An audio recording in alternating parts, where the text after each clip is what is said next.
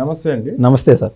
కడపలో అంకుశం సినిమా 25 ఏళ్ల తర్వాత అంకుశం సినిమా పరిస్థితులు మళ్ళీ కనిపించినాయి కడపలో. ఇన్నాళ్ళకి ప్రజలందరూ ఎంతో సంబరాలు చేసుకునే విధంగా కడపలో ఒక రౌడీ రాజకీయ నాయకుడు సుదర్శన్ రెడ్డిని ఈడ్చుకుంటూ పోలీసులు తండుకుంటూ తీసుకెళ్లి పోలీస్ స్టేషన్లో వేశారు. పోలీస్ స్టేషన్లో వేశారు, కోర్టుకి రిమాండ్కి పెడితే 15 రోజులు 14 రోజులు రిమాండ్ కూడా వేసింది కోర్టు. సో పవన్ కళ్యాణ్ గారు ఈ మొత్తం కార్యక్రమాన్ని దగ్గరుండి నడిపించారు. ఈ రౌడీ రాజకీయం 11 సీట్లు ఇచ్చినా కూడా వీళ్ళు ఇంకా పేటరేగిపోతున్నారు, వీళ్ళు తోలు తీయాలని చెప్పి పవన్ కళ్యాణ్ గారు కడప గడ్డ మీద కాలు పెట్టి పోలీస్ అధికారులకు వార్నింగ్ ఇవ్వడంతో పోలీస్ అధికారులు కదిలి ఆ రౌడీని ఈడ్చుకుంటూ రోడ్డు మీద చొక్కా పట్టుకుని కాలర్ పట్టుకుని ఈడ్చుకుంటూ తన్నుకుంటూ తీసుకెళ్లి పోలీస్ స్టేషన్లో వేశారు. ఈ పవన్ కళ్యాణ్ గారి మాటలు ఒకసారి వినిపిస్తాను చూడండి. పోలీసు వారికి చెప్పడం జరిగింది. ఆ సమయంలో కలెక్టర్ గారు కూడా విజయవాడలో ఉండటం వల్ల ఆయన వెంటనే ఫోన్లో తెలియజేయగానే ఆ ముందు స్థానికంగా పోలీసుని పంపిస్తే గంటన్నర సేపు వాళ్ళు ఇక్కడే ఉన్నారు. ఎస్ఐ గారు ఇచ్చారు, కానిస్టేబుల్స్ వచ్చినా కదలన్నారు. మళ్ళీ అదనపు సిబ్బందితోటి సిఐ గారితో వచ్చి ఆయన అదనపు సిబ్బందితో వచ్చిన తర్వాత కానీ వీళ్ళని అరెస్ట్ చేయడానికి కుదరలేదు. దాంతో 9 మంది వెళ్ళిపోయారు, 3 మట్టికి అరెస్ట్ చేశారు. ఈ సందర్భంగా నేను ప్రత్యేకించి ఎందుకు వచ్చి ఇక్కడికి వచ్చామంటే వైసీపీ 11 సీట్లు ఇస్తేనే వీళ్ళకి ఇంత అహంకారం చూపిస్తున్నాం, ఓడిపోయి కూడా ఇంత పవర్ చూపిస్తున్నాం. ఓడిపోయి కూడా నేను ప్రత్యేకించి చెప్తున్నాం, ఇవి ఎవరి జాగీర్లు కావు, ఇవి ఒక్కరి జాగీర్లు కాదు, ఇవి ఆ రోజులు పోయినాయి. మీరు రకరకాల ముఠాలు పెట్టుకొని మీరు భయపెడతామంటే భయపడే ప్రభుత్వాలు కాదు, ఎన్డీఏ కూటమి ప్రభుత్వం అసలే కాదు. ఇక్కడ ఉన్న యువత, కొత్త తరం యువత, నాయకులు కూడా, సీనియర్ నాయకులు కూడా చాలా నలిగిపోయారు. మార్పు కోసం చూసే అసలు ఆయన ఎంత హుందాగా మాట్లాడుతున్నారు చూడండి. ఆయన యాక్చువల్గా ఆయన సహజ ధోరణి ఎలాగుండేది ఇదివరకు, ఇప్పుడు ఎలాగ మారిపోయాడు ఆయన. ఆయన ఏమంటే ఆ సుదర్శన్ రెడ్డి అనేవాడు గవర్నమెంట్ ఆఫీసుని రక్తం చిందే విధంగా, అది కూడా ఒక దళితుడు, ఆయన్ని రక్తం చిందే విధంగా కొట్టింది కాక అరెస్ట్ చేయడానికి ఎస్ఐలు సిఐలు వెళ్తే గంటన్నర సేపు కదలలేదంటండి. ఆయన అరెస్ట్ చేయడానికి వెళ్తే అది రావట్లేదంట బయటికి. పోలీసు బెటాలియన్ పంపించి జుట్టు పట్టుకుని ఈడ్చుకొని చొక్కా కాలర పట్టుకొని రోడ్ల మీద ఈడ్చుకెళ్తున్న వీడియోలు వైరల్ అవుతున్నాయండి. అద్భుతంగా ఉంది ఆ సీన్ చూస్తుంటే. అసలు ఏం చెప్తారు దీని మీద? అంకుశం 2.0 రిలీజ్. అంకుశం 2.0. అంకుశం 2.0. ఓకే. అది రీలు, ఇది రియల్. ఓకే. ఇలా ఏ ఊరైనా సరే, ఏ రాజకీయ నాయకుడైనా చేయాలంటే డేర్ ఉండాలి sir. First of all dare ఉండాలి. మనం చూసినంతలో అటువంటి రాజకీయ నాయకుడు కనిపించడు. Really first of all hats off to Pawan Kalyan sir. నిన్న మన జరిగిన ఘటన ఏదైతే, ఒక దళిత ఉద్యోగి పైన అటు జరిగింది, ఒకసారి చెప్తాను సార్ ఏమైందో. చెప్పండి. ఆయన విధులు నిర్వహిస్తూ ఆయన పైన ఆయన చేసుకుంటా ఉన్నాడు. MPDO, is an government official, దళితుడు. ప్రతిసారి దళిత కార్డు వాడతారు కదా జవహర్ బాబు గారు, ప్రతిసారి దళిత కార్డు వాడతారు కదా, అయిన దానికి కాని దానికే ప్రతిసారి దళిత కార్డు వాడడం వీళ్ళకి అలవాటు. నేనేమంటున్నానంటే, గతంలో ఒక మార్ఫింగ్ ఫోటోలు విచ్చలవిడిగా సోషల్ మీడియాలో, టెలిగ్రామ్లో రకరకాలుగా ట్రెండ్ చేశారు సార్. ఎవరిది? ఇప్పుడు హోమ్ మినిస్టర్ అయినటువంటి మంగళపూడి అనిత గారి పైన. దళిత మహిళలు కదా, ఆడబిడ్డ, సిగ్గన్నా ఉండదురా నాయన. ఆ రోజు దాటి కనీసం ఈ యొక్క ప్రభుత్వం, కూటమి ప్రభుత్వం వచ్చింది, వీళ్ళు ఏమి చేయలేరు అనుకుని ఆ సోషల్ మీడియా సైకోలు యాక్టివ్గా ఉండేవాళ్ళు. ఇప్పుడు అదే ట్రెండ్ ఉండేది. దాన్ని ఎక్కడికెక్కడ కట్ చేయాలి, కట్ చేసేశారు. అయినా అరాచకవాదులు అయితే ఇంకా వాళ్ళ యొక్క వ్యసనం మానుకోవడంలే. అంటే వాళ్ళ వ్యసనం ఏంటంటే ఈగో అనేది వాళ్ళ వ్యసనం. మదం బలంగా వాళ్ళ రక్తంలోకి ఇమిడి ఉన్నది. వాళ్ళమ్మ ఎవరైతే ఉన్నారో సుదర్శన్ రెడ్డి వాళ్ళమ్మ ప్రభావతమ్మ, ఆ ప్రభావతమ్మ అక్కడ ఎంపీపీ, ఈయన MPDO, is a government officer. ఎంపీపీలు ఎంపీటీసీలు వస్తారు పోతూ ఉంటారు, అది జరుగుతూ ఉంటుంది యాజ్ పర్ ఎలక్షన్స్. అది ఎలక్షన్లు ఏ విధంగా నెగ్గినా సెకండరీ టాపిక్ అయినారు. ఈయన ఎవడు సుదర్శన్ రెడ్డి అనేవాడు ఈడు పోయి ఎంపీడీఓ కాడ బేగాలు అడిగినాడు వాళ్ళమ్మ కార్యాలయం ఉంటే. వస్తే కానీ నేను ఈలేను అని చెప్పినాడు. ఎందుకు సార్, సాక్షాత్ ముఖ్యమంత్రి లాంటి వాళ్ళు, ఎవరు రాజశేఖర రెడ్డి ముఖ్యమంత్రిగా ఉన్నప్పుడు ఐఏఎస్ ఆఫీసర్ శ్రీలక్ష్మి, పెద్దోళ్ళకే తప్పలా బాధలు తిప్పలు. అసలే కూటమి ప్రభుత్వము, అక్కడ deputy chief minister Pawan Kalyan గారు ఉన్నారు, లోకేష్ గారు టెక్నికల్గా ఎక్కడికక్కడ ఏం చేయాలో చేస్తున్నాడు, చంద్రబాబు గారు అభివృద్ధి దిశగా తీసుకెళ్తున్నారు, త్రిమూర్తులు యాక్టివ్ రోల్ పోషిస్తున్నారు. అసలే వీళ్ళతో పెట్టుకుంటున్నారు నాయన, కురివితో తలగొక్కునేట్టు అవుతుంది. గతంలో మీ ప్రభుత్వం ఉన్నప్పుడు మీరు ఏదన్నా చెప్పినప్పుడు అన్న అద్దోనా సరేనా అని చెప్పుకుంటూ వచ్చినా నాకు తప్పలా. ఈ రోజున నేను ఏదన్నా మిస్టేక్, నువ్వు చేసే మిస్టేక్స్లో నీ గనం వంతపడితే నా బతుకు జైలు పాలైపోతుంది అనే ధోరణి ప్రతి ప్రభుత్వ ఉద్యోగి ఆ యొక్క ధోరణిలో ఉన్నారు ఇవాళ. అందులో భాగంగా నేను ఈలేను, మీ అమ్మ ఆవిడ పొజిషన్లో ఉన్నారు కాబట్టి ఆవిడ వస్తే ఆమె ఇస్తానని చెప్పినాడు అనడంతోనే అగ్గి మీద గుగ్గిలం అయిపోయాడు ఈ సుదర్శన్ రెడ్డి అనేవాడు. 20 మంది అనుచరులతో పోయి బూట్కాలతో తనలో చంపినంత పని చేసేసారు సార్. ఆయన వాళ్ళు హాస్పిటల్లో ఉన్నాడు, కోమా సిచ్యువేషన్లో ఉన్నాడు. ఒక మాటలో చెప్పాలంటే అది ఏ నిమిషం అయితే పవన్ కళ్యాణ్ గారి చెవిని పడిందో సీదా అక్కడ దిగినాడు. అంకుశం 2.0 రిలీజ్ కాల. కడప గడ్డ, జగన్మోహన్ రెడ్డి అడ్డ అని చెప్తారు కదా, పులివెందుల పులి బిడ్డ అన్ని డాలు, ఈ డఫాగాళ్ళు ఎవరైతే ఉన్నారో ఆ ప్రాంతంలో deputy chief minister Pawan Kalyan గారు ల్యాండ్ అయినారు. అయ్యింది మొదలు. అప్పటికి అరెస్టే కాల ఆయన సుదర్శన్ రెడ్డి. ఈ ప్రభుత్వ అధికారులు ఏం చేస్తున్నారో అంటే వాళ్ళు ఇంకా జడుచుకున్నారు సార్.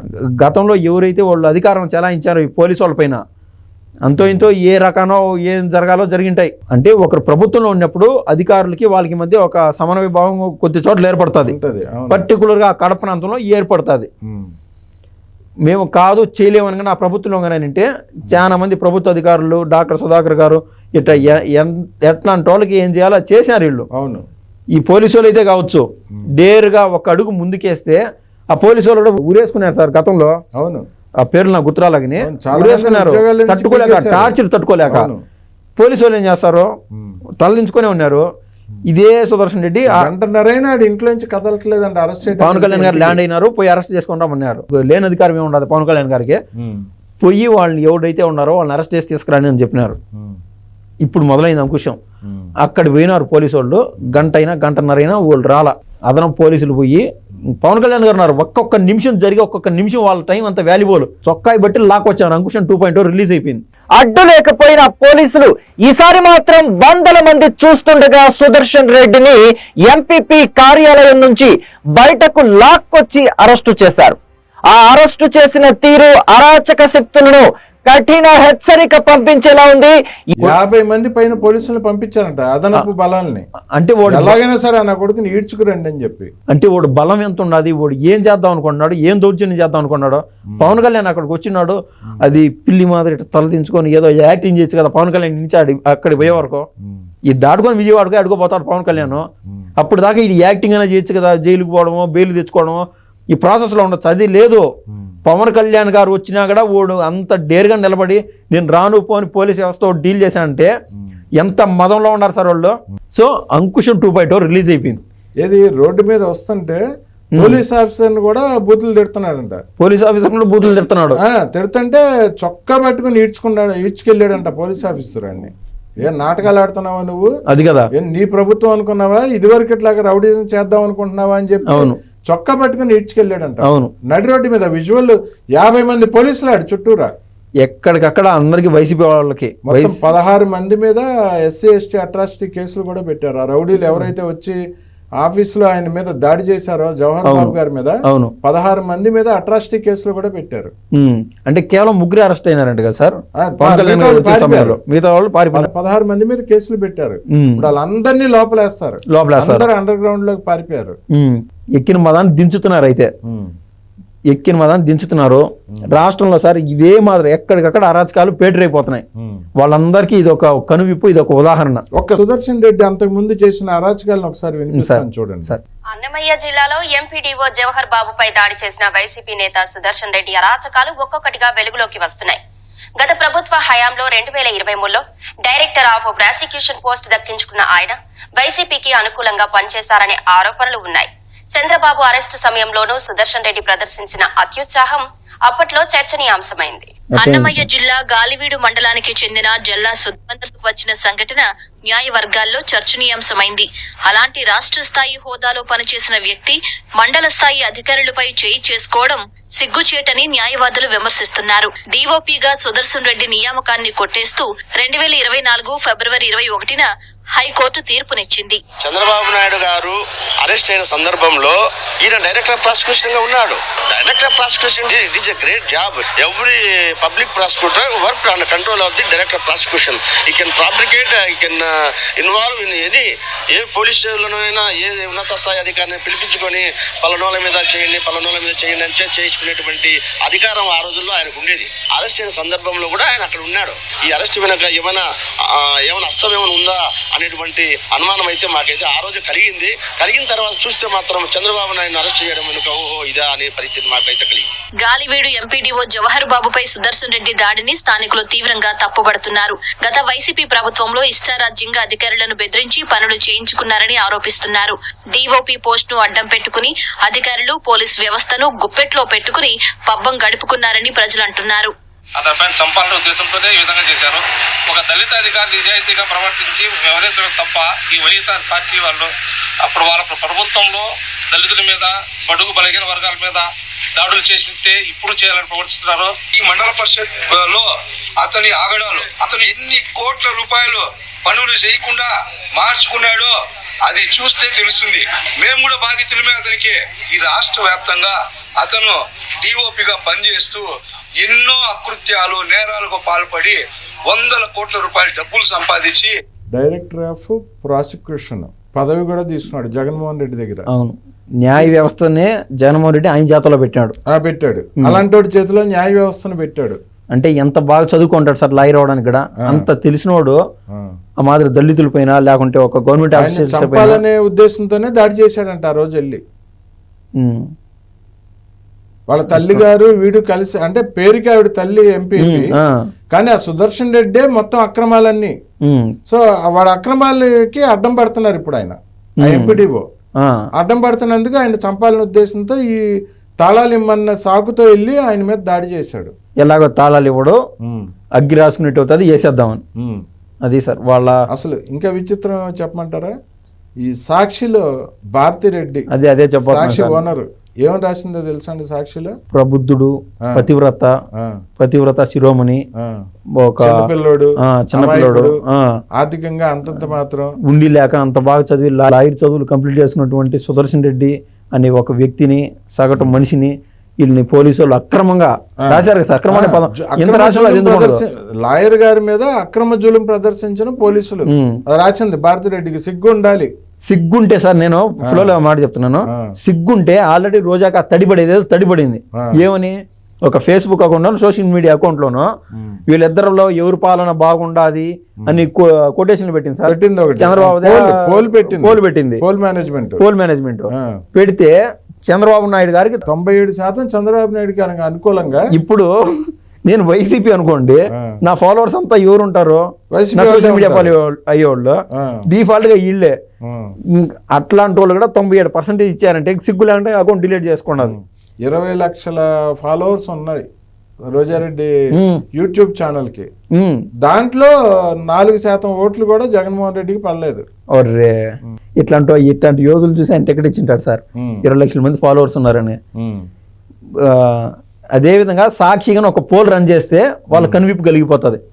ఈ విషయంలో ఈ అమాయకుడు, ఈ పతివ్రత శిరోమణి ఎవరిది తప్పు అంటే, ఆయన చేసింది ఆయనకి ఇచ్చిన పొజిషన్ లాయర్లు అందరూ ఆయన చేతల్లో ఉండాలనేట్టు ఇచ్చారు సార్. సాక్షాత్తు చంద్రబాబు నాయుడు గారు అరెస్ట్ విషయంలో కూడా ఆయన దగ్గరుండి చేపించాడంటే. మాటలు మాట్లాడింది కూడా కడప లాయర్లు, లాయర్లు సార్. తెలియని వాళ్ళందరూ ఆయన ఏదో కట్లపాము నాగుపాము అనుకుంటారు దూరం నుంచి చూసేవాళ్ళు. వాడు అనకొండ అని ఇప్పుడిప్పుడే అందరు కనిపింపగలుగుతాను. అనకొండ, ఇట్లాంటి అనకొండాలను చాకినోడు ఇంకా అది ఏ పాము ఉంటారో నాకు తెలియదు.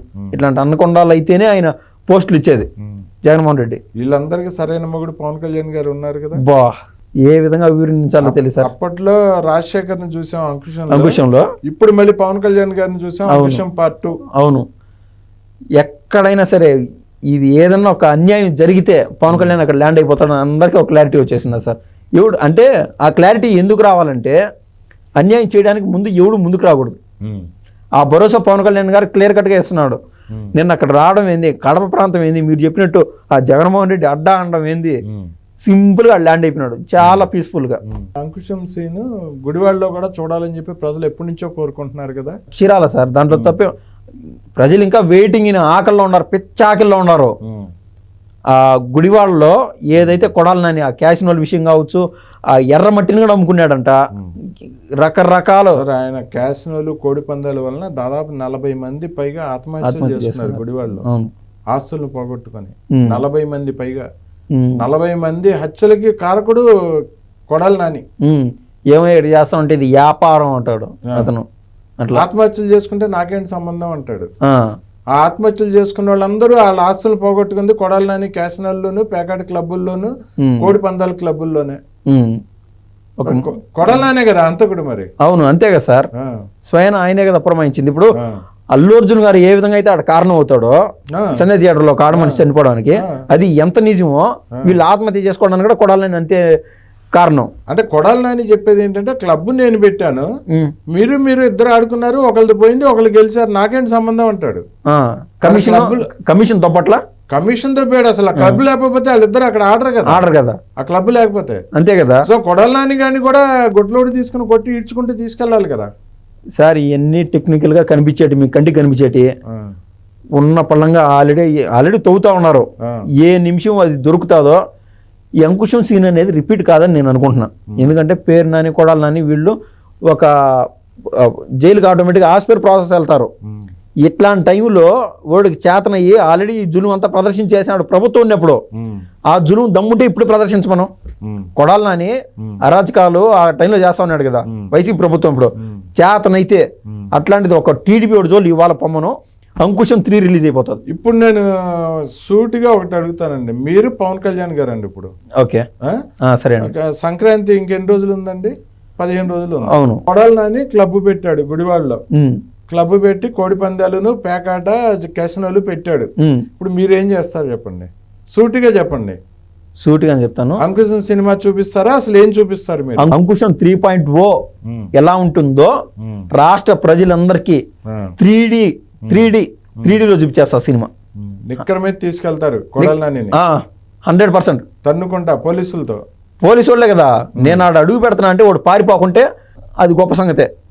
పారిపోనిస్తారా? వాడు పెట్టే ధైర్యంగా అవుద్దా? చేతనైతే పెట్టమని నేను చెప్తున్నా. ఎందుకంటే ప్రతి ఒక్కరికి చేతనైతే పెట్టాలా. ఎందుకంటే అది ఒక ఉదాహరణగా రాష్ట్ర ప్రజలకి ఎవరైనా తప్పులు చేసే వాళ్ళకి ఒక ఎగ్జాంపుల్ ఇద్దామని నేను అనుకుంటున్నా. ఆల్రెడీ చేసినాడు, లైవ్ లో ఒకసారి చూపించేస్తే ఎవరు వాటి జోలు పారు. ఓడికి చేతనైతే ఇంతకుముందు చేశాడు కదా, రకరకాలుగా విరవేగినాడు కదా, చేతనైతే ఇప్పుడు చేయమను. నేను నిన్ను అడుగుతున్నా క్వశ్చన్, చేతనైతే ఇప్పుడు చేయమను. నేను ఏం చేస్తాను నేను చెప్పాను, నీకు చేతనైతే ఇప్పుడు చెయ్యి. 5 ఏళ్ళ నుంచి చేస్తున్నాడు కదా పేకాట క్లబ్బులు, క్యాసినోలు, సంక్రాంతి వచ్చిందంటే కోడి పందాలు మొత్తం అన్ని చేస్తున్నాడు కదా సంక్రాంతికి. సార్ అవకాశం ఉన్నప్పుడు ఎవడన్నా మాట్లాడగలుగుతాడు. అవకాశం లేని టైంలో నేనే పవన్ కళ్యాణ్ అనుకోండి, అవకాశం లేని టైంలో కూడా నేను అంత స్ట్రెంత్ గా మాట్లాడినా. నాతో షేక్ హ్యాండ్ కోసం ఎగబడినోడు నువ్వు ఆ పెళ్లిలోని ఏడో ఒక చోట కనిపిస్తే. పేకాట క్లబ్లు దాని విషయానికి వస్తే 5 ఏళ్ళు నడిపినావు కదా, ఇప్పుడు సరైన ప్రభుత్వం కాదో రాష్ట్ర ప్రజలు కామెంట్ రూపంలో చెప్పాలి బా. ఏమని 5 ఏళ్ళు ఆడు పేకాట క్లబ్లు నడిపినాడు, ఇప్పుడు కొత్త ప్రభుత్వం వచ్చింది మంచి ప్రభుత్వం అని మీరన్నారు, అయినా వాడు పేకాట క్లబ్లు నడుపుతున్నాడు అని ప్రజలు చెప్తే నేను వింటా. ఇప్పుడు నడుపుతున్నాడా లేదా చెప్పాలి, ప్రజలు చెప్పాలా. సంక్రాంతికి ఆడు క్లబ్బులు పెట్టే దమ్ము ఆడికి ఉందా లేదా? సంక్రాంతికి ఆడు కన్నా క్లబ్బులు కన్నా పెట్టకుంటే మంచి ప్రభుత్వం నడిచినట్టు, రాష్ట్ర ప్రజలు గెలిచినట్టు. రెండో ఆప్షన్, మీకు అంకుశం 3.0 చూడాలనుకుంటే అతను క్లబ్ పెట్టాలా. ఆ సినిమా పండగ మీకు ఆ సినిమా చూపిస్తా. పెట్టకుంటే కూటమి ప్రభుత్వం గెలిచినట్టు, పెడితే అంకుశం 3 సినిమా మీకు చూసినట్టు పండగ సందర్భంగా. అద్భుతం అండి. పవన్ కళ్యాణ్ గారి అంతరంగం ఎలా ఉంటుందో అలా మాట్లాడారండి మీరు. పవన్ కళ్యాణ్ గారు మా ఎదురుగుండా కూర్చొని మాట్లాడుతున్నట్టే ఉందండి. చూద్దామండి మీరు విసిరిన ఛాలెంజ్కి, ఒక పవన్ కళ్యాణ్ గారు మీరు విసిరిన ఛాలెంజ్కి కొడాలి నాని ఎలా స్పందిస్తాడో చూద్దామండి. అది క్లబ్ పెడతాడో లేదో చూద్దామండి ఈ సంవత్సరం. ధన్యవాదాలు. ఓకే అండి, థ్యాంక్ యూ అండి.